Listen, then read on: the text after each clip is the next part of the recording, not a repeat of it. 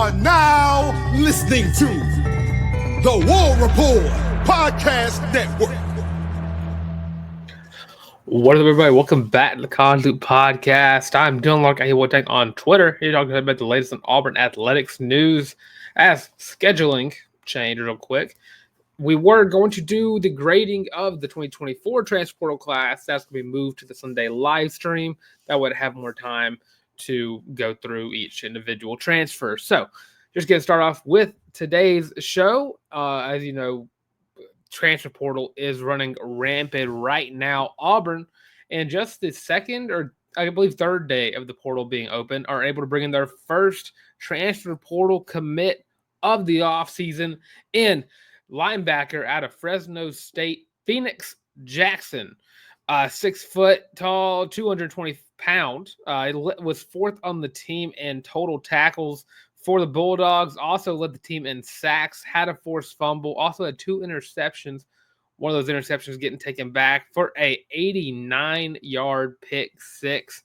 Overall, I mean, this is a great acquisition. I've said before, Auburn needed to go and get a linebacker to kind of rekindle what they had with Eugene Asante and Austin Keys. Of course, you lost both those guys, and Dorian Mausi as well. So you got to fill some depth. You got to get some guys. I think Phoenix Jackson, not even really for depth, could be a guy who could start alongside DeMarcus Riddick going in the next year.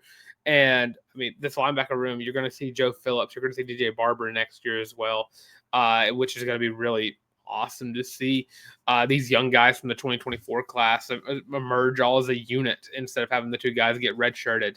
But yeah, I think Phoenix Jackson's a good pickup. And of course, Auburn has been on a rampage when it comes to scheduling these visits with these portal guys. I think the number 1 receivers in there, number 1 running back, and of course, every quarterback that's entered the portal is on a visit to Auburn.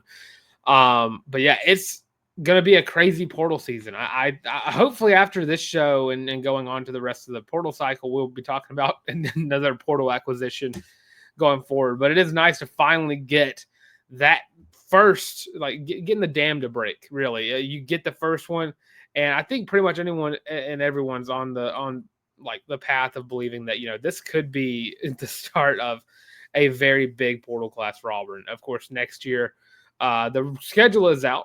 I will say the official schedule is out, so we'll be talking about that soon enough on today's show. But just to kind of move on, I think Phoenix Jackson is a great acquisition for Auburn to get. You get a guy who can merge very nicely with DeMarcus Riddick going forward. I think DeMarcus is by far the number 1 linebacker option going in the next year, and I think Phoenix is a great complementary linebacker to go through that, especially with this defensive staff and how they work with their linebackers. But so going forward with the big discussion of the day, quarterback, of course, is the biggest need for Auburn in the portal. You only got 2 scholarship guys left on roster with Walker White, who's going to go in the next year as a redshirt freshman. You have Deuce Knight is coming as a true freshman and presumptively is going to take a redshirt going into this next year. So Auburn is left with looking around, trying to find who is going to be the guy going in the next year. Of course, Ashton Daniels, we've already talked about him before. A few guys that we've also mentioned before have been connected to some other places. But yeah, so Ashton Daniels still projected to come to Auburn, has not made a commitment yet. Robbie Ashford also in the portal. I think that's fair to mention that as well. Some other guys who have entered the portal since last time, Fernando Mendoza from Cal has entered the transfer portal, which is I don't think Auburn's going to go for Mendoza, but it's mostly because it's hilarious they only took Brian Harsin a day of being the official offensive coordinator for players to start leaving. So that's just funny to me. Darian Mensah has committed to Duke. So the Tulane prospect coming to the ACC. More on Duke in just a second. Jackson Arnold still projected to go to Mississippi State, but Auburn still has some confidence with him there. Connor Wegman has officially committed to the University of Houston. Thomas Castellanos has committed to Florida State University. And Devin Dampierre has committed to the Utah Utes. So, a new portal prospect has entered the fold. If you can see the topic, if you saw the title of the video, I'm pretty sure everyone is aware of this. Malik Murphy has entered the NCAA transfer portal. I believe he entered the day that the last episode was posted, so I was not able to really talk about him whenever he entered the portal. But as soon as he entered the portal, it was pretty much set in stone that he was going to be the top target amongst pretty much everyone who's paying attention to the portal season. Malik Murphy offers an interesting look for Auburn doing it next year. Malik Murphy, not really a dual threat guy. He doesn't really run the football all that much. Last year had negative 79 yards on the ground for a Duke team that went 9-3 after losing their coach in the first year. I believe, I can't remember the guy's name. I know he was Miami's old coach and went to Penn State to be defensive coordinator, and then he went to Duke after Mike Elko left. And I hate that I'm forgetting his name. But yeah, Malik Murphy, in his first year as the starting quarterback, threw for almost 3,000 yards, 26 touchdowns, had 12 interceptions, got sacked 12 times. So that's a lot of those carries that were now turned to sacks. But watching Malik Murphy, he can run when he needs to. But the best part about Malik Murphy's game and why I think he could be the best potential option for Auburn and probably should be the number one option in the portal, he has probably the best deep ball out of any quarterback I've watched in this portal cycle. And of course, I could be just going forward back to however. His deep ball is beautiful. And when you have a wide receiver core like Auburn does going in the next year, of course, you're going after a guy in the portal with Eric Singleton. You're going after some running backs too, or a running back, really. You just need one if you're going in the portal for running back. But with Cam Coleman, with Malcolm Simmons, with Perry Thompson, with Bryce Kane, and all these other guys coming in, you got to get someone who can get the ball down the field to them. Auburn made had a field day at times with throwing the ball down the field. A lot of the best plays of the season for Auburn's offense was when they were able to get the ball down the field, whether that be to Keandre Lambert-Smith, whether it be to Cam Coleman, whether it have been to, Perry Thompson got a few deep balls thrown his way in Alabama A&M. And of course, Malcolm Simmons also making great plays wherever he catches the ball at. It is imperative for Auburn to get a guy who can get the ball down the field. And Malik Murphy, I mean, he was a guy Auburn was interested in whenever he first entered the portal last year. But I guess Auburn didn't truly believe they needed a quarterback yet. So that process was just thrown out the window. And unfortunately, Murphy went to Duke and had a great season. Had a completion percentage of, I'm not going to try to do the math real quick. I'm just see if I can find it somewhere else. I almost did the math, 254, 60% completion percentage.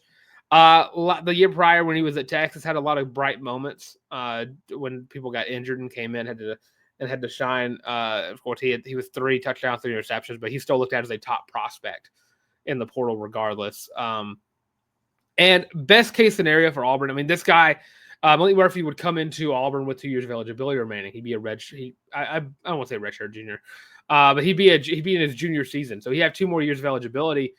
And with the season that he had at Duke, and you put those attributes that he possesses into an Auburn team that I would argue, I mean, Duke basketball and Auburn basketball is arguable, but I would say Auburn's football team should have more talent at wide receiver than Duke's football team does. I think you're looking at potential of a one and done if Malik Murphy has a good enough season. But if not, I think you still are looking at Walker White needing a year or so and then competing for that job. And then Deuce Knight, maybe a year, maybe 2 a year. I'll give him 1.5 years just to do like betting odds there. But if Malik Murphy, again, if he has a great year, I think you could see him go to the league. He has the talent. He's a prototypical NFL quarterback. He can run if he needs to, but he is a improviser at quarterback. He can make those plays. I was watching some of his film when he was at Texas and of course last year at Duke. He just makes the best throws. He makes reads and he makes plays, and I just think this is the best option for Auburn. I think when you're looking at the ceiling across the board of these portal quarterbacks, of course, it's hard to scout what a team looks like with a new quarterback going forward. But I think Malik Murphy raises the ceiling a little bit. I mean, you're going into next year where 8 wins seems imperative. It seems that 8 wins has to be the go-to for Auburn going the next year. You have to show that improvement into year 3. You have to show that you are not willing, but you're able to win big games on big stages at big moments, because that's the kind of football that was promised once you got your 3rd recruiting class in. So you look at Maalik Murphy, and he does everything that Hugh Freeze wants to do with this Auburn offense. He gets the ball down the field. He's making reads. He's able to make the correct read at that. And if you put a guy with his talent in a offense with Auburn that has this level of potential and talent across the border, you have the recipe for a successful offense. And of course, DJ Durkin and that entire defensive staff have something cooking. You combine that with this Auburn offense with Maalik Murphy, I think you're looking at 8 wins. I think you're looking at a 7-5 floor. But regardless, you're looking at a potential of getting to where you want to go, and giving guys like Walker White and Deuce Knight time to wait and get better in their game. But I think, without a doubt, when you think about who in the portal right now would be the best option for Auburn moving forward, I like Maalik Murphy. And, of course, I've gone through all the guys before. I originally said Jackson Arnold would be the best option, but with the addition of Maalik Murphy, I think this moves Jackson Arnold down a step. And Maalik Murphy becomes the number 1 option for Auburn going into this portal cycle. I think he's already – I don't know if he's on a visit. He went on a visit yesterday, or he's there's so many visits coming through that you can just assume that most of these people in the portal have visited Auburn at some point. But it is imperative that in this first visit, you let Maalik Murphy know this is your team. Here are the keys to the Auburn offense. Just win. So yeah, I did. I think Maalik Murphy is the best potential option for Auburn, and I mean, of course, again, if you bring in Maalik Murphy, you're still bringing in Ashton Daniels, and then they'll have a battle more than likely. I mean, I still presume just going in Maalik Murphy would be the number 1 option. But again, I think it just gives Auburn the best chance to win with Maalik Murphy. Because I mean, I've said it before. I mean, I think that Miller Moss was linked to Auburn early, and whenever he first entered the portal and projected Auburn have interest, I think he's too stationary in the pocket. Maalik Murphy, while not being a dual threat guy, has the option to run when he needs to and make plays. I trust Maalik Murphy's arm more than I trust Miller Moss's arm. So I think, without a doubt, again, Murphy to Auburn would be the best option there. He's already getting predictions to come to Auburn. On 3 has it at a 100% to Auburn, which I guess that's just one guy could have predicted him to come to Auburn, and then it would have been 100%. But Auburn needing a quarterback and needing to get one sooner rather than later. But yeah, the portal has gone crazy.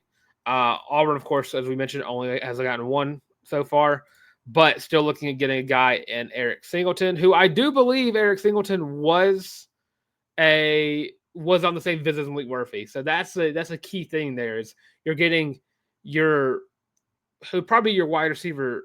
I would say wide receiver 1 or wide receiver 2 option, to get another outside guy to merge alongside Cam Coleman, and you get him to go on the same visit with a guy who you would presumptively put as your number 1 quarterback as soon as he steps on campus. As soon as he signs a dotted line, Maalik Murphy is quarterback 1. So yeah, I think this portal cycle just works out very well for Auburn. You just got to get your guy, and I think Maalik Murphy is that guy. Now, going forward with the rest of the show, let me know what you think about Maalik Murphy in the comment section below. Of course, we missed out on talking about him on the Tuesday show, but of course, from now on until he commits, I do think Maalik Murphy is going to be the primary talking point when it comes to who is Auburn's number 1 target in the portal. So yeah, let me know what you think about Maalik Murphy in the comment section below. Of course, go check his film. I think he just has every tangible thing you want out of a quarterback that you can easily place in this offense and it work out beautifully. So, of course, let me know what you think in the comment section below. But don't forget to like and subscribe as well. So, up next on the docket today, Keandre Lambert-Smith named to an All-SEC team. And while he is named to the All-SEC second team, he is All-SEC first team in my heart because he was absolutely snubbed. I don't think there is a argument to be made that he was not snubbed.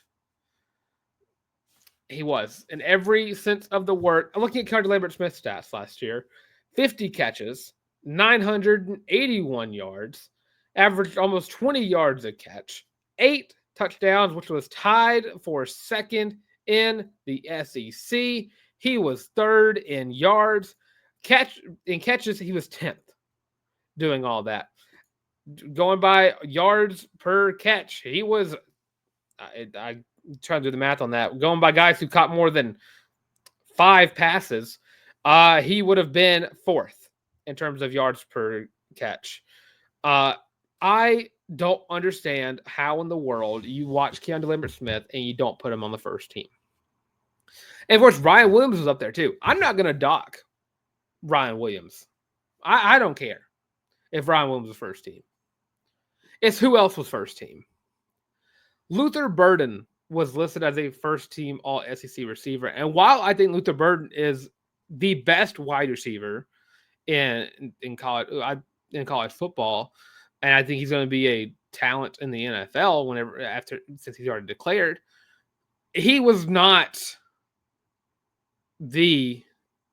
on paper and watching the games, he did not play like he was the number one receiver in the SEC.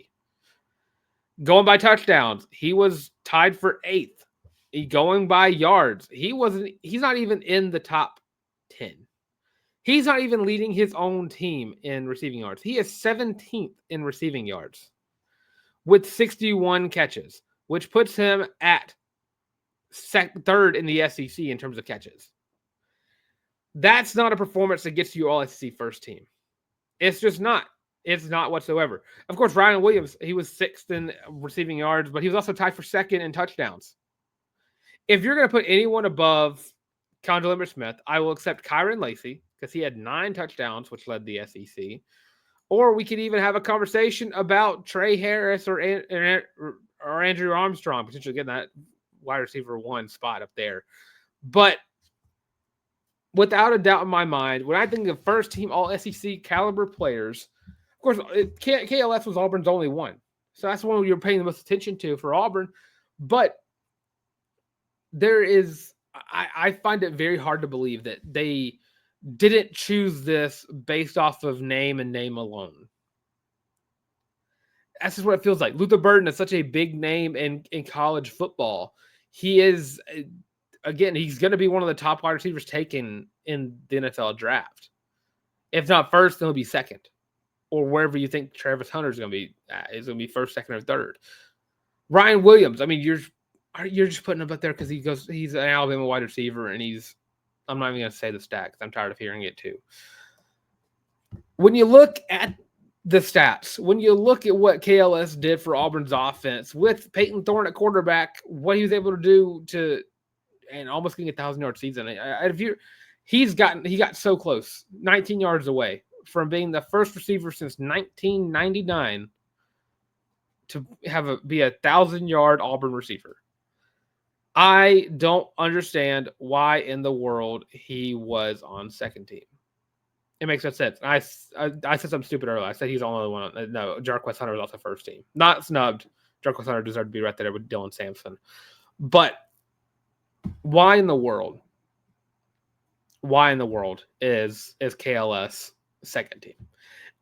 We should be talking about Auburn having 2 first-team All-SEC players, and we're not. Snubbed. Absolutely snubbed just because one dude is not 18 years old and the other guy is a potential top 10 draft pick. It's stupid. Because guess what? I would love to see KLS get drafted before Luther Burden.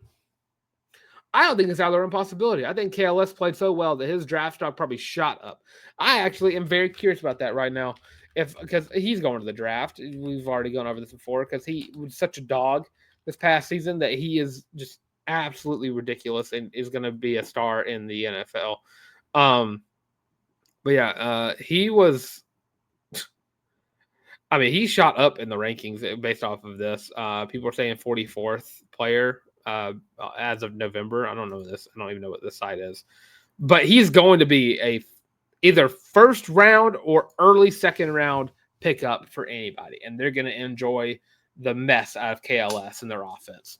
So yeah, I'm unsure of why it happened, but really I am sure. It's names.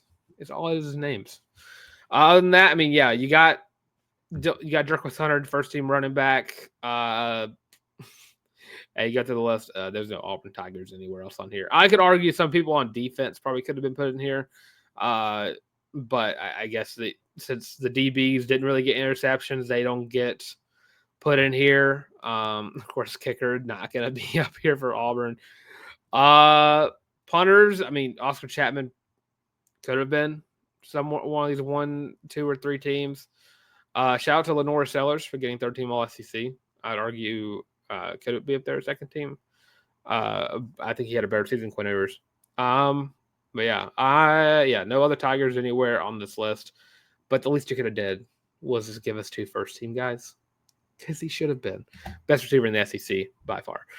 All right, now we're going to go a quick little break. Other side of this break, we're going to talk about the 2025 Auburn football schedule, go over which game is the most important for Auburn starting off in the season next year, and then wrap up the show with a little preview of Holiday Hoopsgiving this Saturday at noon. So stay tuned, and we will be right back.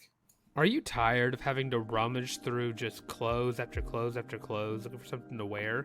Are you tired of your friends making fun of you for your terrible fashion sense? Well, do we have the shirt for you? Go to thewarreport.com, get your laptop out and do it right now.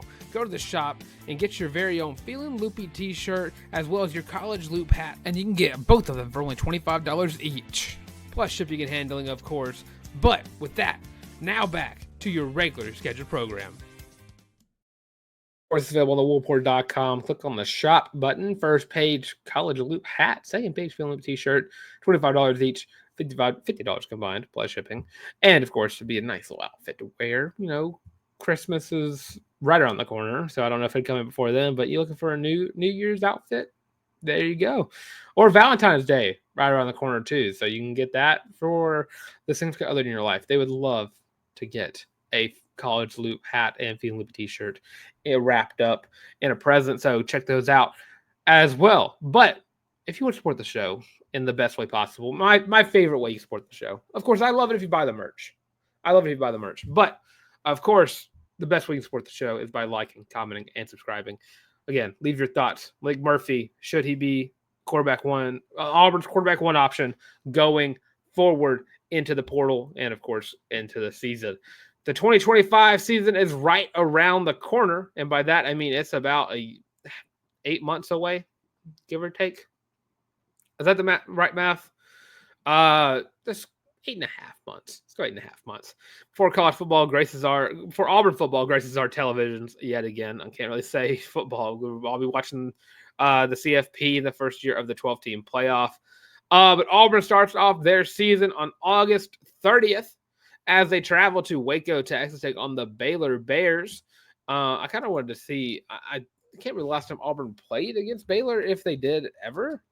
But yeah, this is a very interesting matchup to me, watching or seeing Auburn take on Baylor, because I can't remember the last time Auburn, outside of probably Oklahoma, really watching Auburn take on a team from the Big 12. And of course, I believe they do take on. I mean, if you want to count Houston, you can. But yeah, I can't remember the last time Auburn actually did take on a Big 12 team. As I forget how to spell Baylor for a second. There we go. So Auburn has played Baylor before. I have not played since 1976, when Doug Barfield was the worst thing to ever touch Auburn football, pre-Harsin era. So yeah, they have played a whopping 4 times. Baylor holds the lead there in the record, 2-1-1. And again, winning that last matchup in 1976, 15-14. Year prior, 1975, they had 10. tied 10-10. 1965, Baylor won 14-8. And then their first time playing in 1954, Auburn won 33-13. This is going to be an interesting matchup. Baylor had a good season, like a decent season, if I'm not mistaken. I should have done all this research prior, but I like doing all this stuff as it happens. Fifth in the Big 12. So this is going to be a key game for Auburn as to what their season looks like going forward. They were 8-4 last year. So this past season, Auburn took on Alabama A&M. Vibes were high. You beat an FCS team. Offense didn't look incompetent yet. And this will be a time for Auburn to have a true test to start the season. So yeah, I'm super excited about this game. And with it being in Waco, I mean, you can see what Auburn looks like on the road early. And hopefully you got Malik Murphy starting quarterback there for the Tigers. But yeah, that's going to be week 1 next week. Not the next week, not the second week, week 2. Auburn will take on Ball State for the season opener. So yeah, just a MAC team to take on. September 13th, for the first time ever, Auburn will take on the South Alabama Jaguars. Of course, South Alabama started their like football program like within the century. I can't remember exactly what year it was. But yeah, the huge matchup there. In-state rival, if I do say so myself. Then you got at Oklahoma the next week to start SEC play. Of course, Auburn started SEC play at home versus Arkansas, but now you got to travel to Norman, Oklahoma, which will be another interesting matchup because Oklahoma is going to look staunchly different going forward. I mean, you lost a quarterback, you're losing wide receivers left and right. You lost a lot of players in general. I think Oklahoma might have the most transfer outside of all SEC players.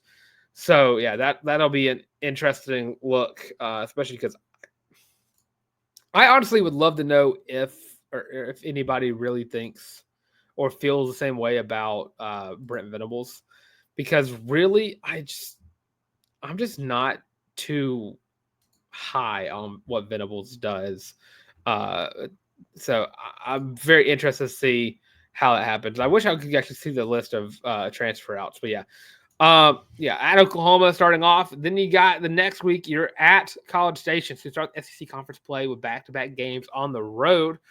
After that, you get a bye week before you come back home to take on the Georgia Bulldogs for another key game for the season. Of course, all SEC games. Every game Auburn lost last year is going to be a big game going into next year because you have the same SEC opponent list, but at different times in this season. After Georgia, you got Missouri at home. Then you travel to Fayetteville to take on the Arkansas Razorbacks, who might also look a lot different too. Then you're back at home versus Kentucky, which if they're stuck on Stoops, I believe this could be an early win already. Also a team that's lost a lot of players. Both starting wide receivers gone. Quarterback Wimsat's gone. I mean, you're losing players left and right again for them as well. Then at Vanderbilt, Auburn gets a chance to get revenge in Nashville, Tennessee, or Auburn North, as I do call it myself. You got a bye week that next week before you get ready to prepare for the Mercer Bears. So Auburn taking on 2 Bears in the same season. And then wrapping up the season at home for the Iron Bowl. And, of course, when you look at these games, I mean, think of the most important game of the season will always and forever be the Iron Bowl. But after that, I mean, if I was to rank these games, of course, number 1, Iron Bowl. Number 2, honestly, just to see what this team looks like early, I think Baylor is probably is that important for Auburn moving forward, because this is your opportunity to prove that you have gotten better, that you are a team that can take down these big teams and not give away the game. You're in year 3 of the Hugh Freeze era. And again, I think anything less than 8-4 won't be tolerated. 7-5, you can get away with it. Maybe it's improvement, and all improvement is good improvement. But how you play against Baylor is detrimental to what the vibes are around the fan base early. Of course, I don't think you can lose to teams like Oklahoma again. I don't think you can lose to a team. You can't lose to Vanderbilt or Missouri again. You can't lose to Arkansas. There's not things you can do in going into next year. So, yeah, I'd probably say Baylor, probably the second most important game on the season. Number 3, Georgia, of course, Deep South's oldest rivalry. You got to find a way to take down Kirby Smart if you can. Auburn's not beaten Georgia since 2017 in the regular season. And then, of course, since then, it's been a losing streak. So, yeah, I think you got to, bare minimum, stay competitive with Georgia all the way through. I mean, I should say for Alabama. But I think that sooner rather than later, Alabama's true self will start showing itself in the DeBoer era. After that, I'd probably say A&M. It's kind of see what Elko does with this team in the offseason, already looking at trying to get 2 high-profile wide receivers. I think Micah Hudson's already been projected to go into Texas A&M, former 5-star recruit who was at Texas Tech, but now is leaving them. And, of course, I believe they are in the running for Kevin Concepcion, which I think they should be the favorite for, because I don't want him to go to Alabama because it'd be a waste of his talent to go to Alabama. So, yeah, so ranking these games, 1, Alabama, 2, Baylor, 3, Georgia, 4, Texas A&M.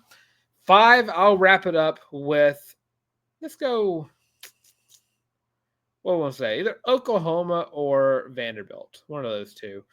I'm going to go Oklahoma.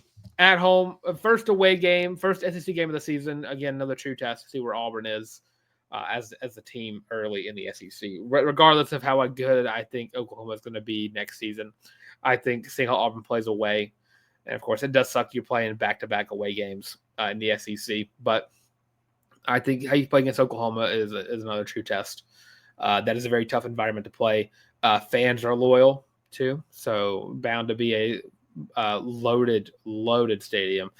Because I don't even know who I haven't seen Oklahoma's schedule yet, so I'd be interested to see who exactly they play, because this could be an undefeated versus undefeated matchup if Oklahoma decide to play any decent teams to start off the 2025 season. So they do play Alabama this year. I do know that, but they don't play them before they play us. They start off their season versus Navy. No, that's their bowl game.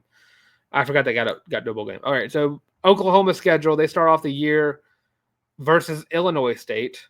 Then they play Michigan, then Temple, then Auburn. So that Michigan game will be a true telling of what Oklahoma looks like going into the next season. So, or going into the SEC season next year. So, that being said, looking at the schedule early, I mean, I think you're looking at, I think you win Ball State, South Alabama. I don't think you beat Ball State, you beat South Alabama, and you beat Mercer. I think you beat Kentucky. I think you beat Arkansas. I'm going to give you Missouri. So that's that. Okay, so Missouri, Arkansas, Kentucky, Vanderbilt, Mercer, South Alabama, Ball State. That's already 6 wins, right? 7 wins. 1, 2. My math is not mathing for me today. 1, 2, 3, 4, 5. Yeah, 7. So I already give you 7 wins, and it's up to you to determine what you do with those last 5. Again, Oklahoma feels winnable to me. To that point, so that's 8. And then A&M, Georgia, Baylor, and Alabama are the question marks. So you're looking at 8-4. If you win the games that you're supposed to win, you got more talent than all these teams. Vanderbilt's going to be the toughest game out of all those. I'll still give Auburn the win. They should have won based on how good the defense was, but the offense decided that they didn't want to play that day. I mean, you should have beat a lot of these teams. You only lost Arkansas by like 7 or 10, but you threw 4 interceptions. You beat Kentucky, and Kentucky I think is going to be on a downward spiral. You should have beat Missouri, but you didn't. Threw that game away a little bit too. So yeah, you beat A&M too. I'll give you that. But College Station, the home team always kind of wins those games, regardless, and that little rivalry between Auburn and A&M. So yeah, 8-4 early right now. Way too early prediction. Looks like 8-4. If Auburn loses the games, I don't think that they. I think if I flip a coin and say they all 4 land on losses, 8-4 would be what I think. But I think at the bare minimum, you're looking at 7-5. I think that is your floor based on the schedule. So, with that being said, we'll move on to the last little topic today. Auburn men's basketball getting ready for Hoops Giving versus Ohio State Buckeyes, 6-3 Buckeyes, who start off their season strong by beating the Texas Longhorns, but then Game 3 lost to Texas A&M. Went on a 2-game skid at the end of November and start of early December, losing to Pitt in overtime and losing to Maryland, big too, and then getting a good win over a talented Rutgers team this past Saturday. So this game will be at 12 o'clock p.m. on ESPN2. Auburn favored in this game. ESPN FPI is giving Auburn the 77% chance to win. And I mean, I can't blame them. Auburn is the best team in basketball, despite being screwed by the AP poll by putting them not at number one, despite a loss. But yeah, you're looking at just playing your brand of basketball. Auburn has won games just strictly by playing their brand and controlling the game. You have more or Ohio State forces more steals per game than Auburn does, but Auburn has them beat in blocks. They have less turnovers. They're a better shooting team outside the 3-point line. They out rebounded everybody. They have averaged more per game. They average more points. They average more assists. What Auburn needs to do is overcome the bug that usually hits them whenever they travel outside of Neville Arena. You just continue to play your brand of basketball no matter where you are, and put the Duke game behind you. I throw a lot of the blame on the guys wearing the striped shirts for why Auburn really lost that Duke game, but I'm also a fan. But you can't turn over the ball early. You can't miss shots. Whenever you need a bucket, don't take a circus shot. Don't throw up random shots. I think you also need to see some more out of guys that you brought in from the portal, meaning only one guy. I want to see more out of JP Pegues. I think he is so talented, and he's just not having he's having a rough go throughout the season thus far. He's getting minutes. He's averaging 13.1 a game, but he's only getting 2 points, like a 1.5 rebounds. I want to see JP Pegues get more time. And of course, I don't know if this will be the game to do it. But after you get out of Holiday Hoops Giving, you have Georgia State next. I think you give an opportunity there. Purdue will be a tough game, and then Monmouth. I think whenever you get SEC play, though, I mean, after Purdue and Monmouth, you got SEC play to start on January 4th. You got to have all things clicking. The SEC is full of quad 1 teams and borderline quad 2. So going into the SEC slate, you got to have everything working for you. You got to have guys that you can rely on to get points when needed or to force stops. I think JP Pegues, he was a massive pickup. He was the first pickup of the offseason in the transfer portal for Auburn. So I think that it's imperative to find a rhythm for him that'll work, because I like JP Pegues a lot, and I don't want his minutes to get tanked because he's not having luck scoring. So yeah, I want to see JP Pegues succeed because I think it works out best for Auburn's the team in general whenever they have all of their guys in this 12 deep lineup that they have, to be able to have everybody go into the game and produce. So yeah, I think Auburn wins this game. Of course, got to look out for guys like Bruce Thornton, who leads Ohio State in points per game, and also assists, averaging 16 and 5 and 2 rebounds as well. Keep turnovers to a minimum. I think Auburn can do that. With the taller lineup Auburn has now, tall guards aren't really the big weakness for Auburn, because Bruce Thornton is 6'2", but you got guys like Janai Broome, you got Miles Kelly, you got Tahai Pettiford, you got CBM, you got all these guys. I think Auburn still wins this game. I mean, I don't know by how much, really. It's been hard trying to predict how many points this team wins by. If I had to compare them to a team, I mean, I think they probably beat them along the same lines as maybe by North Carolina being like a 13-point win, or I don't know if they beat them as bad as they beat Memphis. It just kind of depends. So I'll go Auburn wins. I'm going to say 83 to 69. That'll be my prediction for the Auburn Tigers. Auburn, of course, having one of the best defenses in the country and one of the best most efficient offenses in the country as well. So, yeah, I think Auburn gets a big win there in Atlanta. So, with that being said, thanks for watching some of the College Loop podcast. We'll be back on Sunday for the live stream. Again, we'll be grading every transfer Auburn picked up in the last cycle and how they performed. Again, you can already assume what some of these grades are going to be for some of these dogs that performed extremely well, one being KLS. And, of course, stay tuned for that. Make sure to like, comment, and subscribe. Again, leave your thoughts on the Malik Murphy potential of him being the guy for Auburn going forward. And, again, what's your ceiling? What's your floor for Auburn football in 2025? How many wins do you need to see from Hugh Freeze to, see the improvement you want to see? To let's say, how many wins does Hugh Freeze need to get in year 3 to help, show or prove to you that Hugh Freeze was the right hire all along? So that being said, thanks for watching some of the College Loop podcast. Of course, check us out on social media on all the platforms: Instagram, Twitter, TikTok, Facebook, Instagram, the works. All those at The College Loop. Go follow me on Twitter at YouBoyTheTank. Go follow me on Instagram as well at Dylan Larka, DYLENLRCK.